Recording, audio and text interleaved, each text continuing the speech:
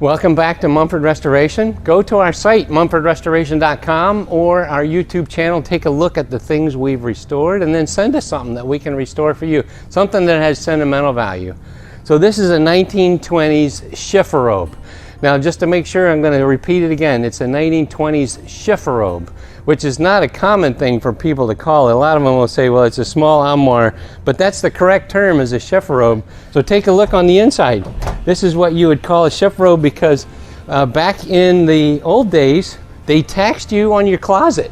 So if you had an actual closet in your bedroom, you had to pay more of a property tax.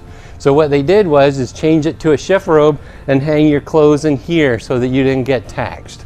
So every room was built without a closet in order to save money. And this is the American ingenuity, right?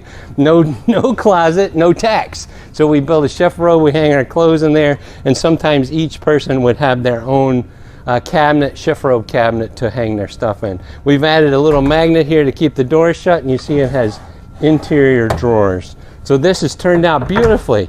Definitely American walnut, about 1920. And the hand painting really looks good. Again, I'm sure the customer will be thrilled. Thanks for watching.